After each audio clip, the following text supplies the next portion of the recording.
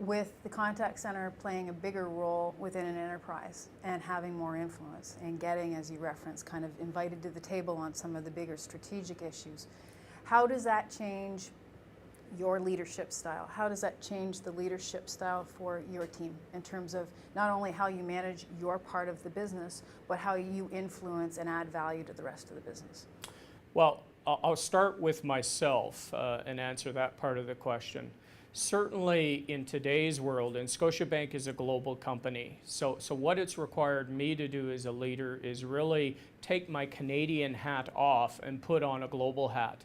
So the solutions that you're looking for, perhaps it's for something as simple as creating capacity or managing down cost, are no longer Canadian-only solutions. You have to look beyond your borders. You have to look at how you might leverage wage arbitrage or whatever the case may be.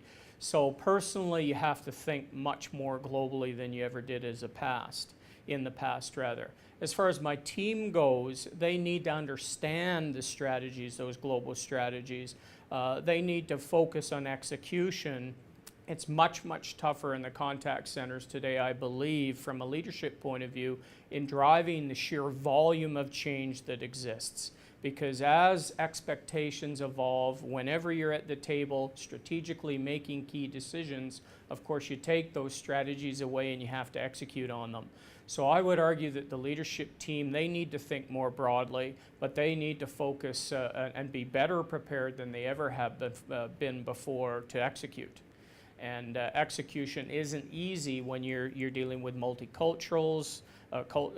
You could be dealing with language issues, a number of things that are opportunities but can make it challenging to drive that change. So does that require, from your perspective as a leader, to not only embrace that change is going to be a constant, but articulating and preparing your team to understand that change is always going to be constant, because sometimes things trickle down? Yeah, I think what you're talking about is does it change your communication style? Because I would argue that the more broader you become, the more global you become, the clearer and more concise the communication needs to be, because your team needs to buy in. They need to understand the strategies. They need to understand the implications not only to your local franchise or your enterprise, but your global enterprise. And if you don't have communication clear and concise, and they can't buy into those strategies, it will be fundamentally difficult to execute. So making sure as a leader that everybody has clarity on what the goals are, what the vision is ultimately, what your mandate or your core purpose for operating might be, so that you have clear line of sight between what you're asking them to do and what ultimately needs to be done, is where communication is very, very important. How does this change, and obviously I don't think that the cusp of change is ever going to slow. Mm-hmm. Technology will continue to drive it. How does it change, how does that trickle down or change the role that the CSR plays within the bank? Well, when you talk about the role of CSR, I think you have to talk about our customers as well. And there's no doubt that our customers are better educated. In some ways, they are very, very attuned to what's going on in the market, whether that be banking or any market out there.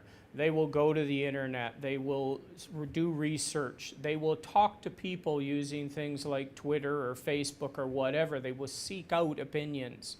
And then before they act, now they'll go in my case, to our CSOs, they'll call them, and they will have their facts. And they'll be in a better position than they ever have been to drive expectations. And we need to be prepared for that. But as their thinking, as their needs evolve, so does the thinking and the needs of our agents need to evolve. So an example of that would be 10, 15 years ago, telephone banking, you used the telephone. It was pretty simple. There wasn't a lot of complexity. You were moving money around, you were doing balance transfers, those kinds of things. Today, the world has changed, so the agents that support that world have to have evolved as well. So now it's electronic, now it's web-based, it's anything but just the telephone. Used to be, when online banking was introduced as an example, it was about browser connectivity. So you had internet specialists. Today, there's no internet specialist because that type of issue is long, long in the past. But now you have to have community managers in social media to deal with the service experience, a position that 3 years ago and 5 years ago didn't even exist. So the answer is, as our customers become more knowledgeable, as they become more demanding, in a good way, because they're better educated, we need to be better prepared to drive that service experience. And that means the skills of our agents evolve as the customer's expectations evolve. That means a whole bunch more investment in your people.